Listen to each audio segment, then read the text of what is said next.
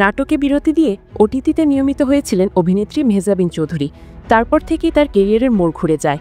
ছোট পর্দার জনপ্রিয় অভিনেত্রী এবার পুরোপুরি চলচ্চিত্রে মনোনিবেশ করেছেন। তার অভিনীত প্রথম নির্মিত সিনেমা সাবা মুক্তি পায় গত ২৬ সেপ্টেম্বর।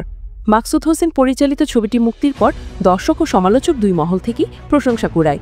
যদিও এটি ছিল তার প্রথম শুটিং করা সিনেমা, তবে মুক্তির দিক থেকে প্রিয়মালতী দর্শকের সামনে আসে আগে, গত বছরের শেষ দিকে। সেই ছবির মাধ্যমে বড় পর্দায় নতুন যাত্রা শুরু হয় মেহজাবিনের। এই দুই সিনেমা নিয়ে ইতিমধ্যে আন্তর্জাতিক অঙ্গনে বেশ সাড়া ফেলেছেন তিনি। বিভিন্ন চলচ্চিত্র উৎসবে প্রদর্শিত হয়েছে সাবা ও প্রিয়মালতী। দুটি ছবি তাকে এনে দিয়েছে সম্মাননা ও স্বীকৃতি। তবে এই দুই সিনেমার পর নতুন কোনো প্রজেক্টে যুক্ত হচ্ছেন কিনা তা নিয়ে ছিল রহস্য।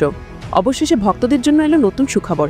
মেহজাবিন চৌধুরী এবার যুক্ত হয়েছেন আলোচিত সিনেমা দমে। সিনেমাটির পরিচালনায় রয়েছেন জাতীয় চলচ্চিত্র পুরস্কারপ্রাপ্ত নির্মাতা রেদওয়ান রনি। দীর্ঘ প্রায় ১ দশক পর তিনি নতুন সিনেমা নির্মাণে ফিরছেন। জানা গেছে দম একটি সত্য ঘটনা অবলম্বনে তৈরি হচ্ছে, যেখানে প্রথমবারের মতো একসঙ্গে কাজ করবেন দুই তারকা চঞ্চল চৌধুরী ও অফরান নিশো। ক্যামেরার সামনে ও পেছনে দুই অভিনেতার মেলবন্ধন নিয়ে প্রত্যাশা তুঙ্গে। রেদওয়ান রনি জানিয়েছেন, দম একজন সাধারণ মানুষের জ্বলে আবার গল্প। আমি এমন একটি চরিত্র খুঁজছিলাম যার ভেতরের শক্তি দর্শককেও নাড়া দেবে। এই সিনেমায় সেই অনুপ্রেরণার গল্প বলবো। গত সেপ্টেম্বর থেকে শুরু হয়েছে সিনেমাটির শুটিং। শুধু বাংলাদেশে নয়, সৌদি আরব, জর্ডান ও কাজাখস্তানের নানা লোকেশনে চলছে দৃশ্যধারণ।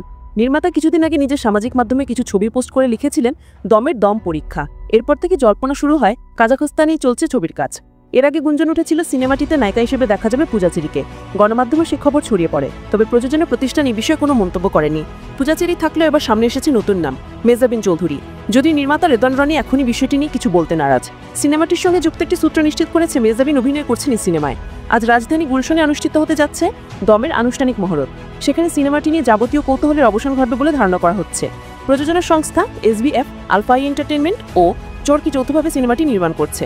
এর আগে ৩ প্রতিষ্ঠান মিলে বানিয়েছে সুরঙ্গ, দাগি ও তুফান। এবার এর সঙ্গে যুক্ত হচ্ছে দম। রেদওয়ান রনির এটি তৃতীয় চলচ্চিত্র। তার প্রথম সিনেমা চোরাওবলিতে তিনি জয় করেছিলেন জাতীয় চলচ্চিত্র পুরস্কার। এরপর নির্মাণ করেন আইসক্রিম। প্রায় ১০ বছর পর দমের মধ্য দিয়ে বড় পর্দায় ফিরছেন। সেই প্রত্যাবর্তনের সঙ্গে হচ্ছেন সময়ের অন্যতম জনপ্রিয় অভিনেত্রী মেহজাবিন চৌধুরী।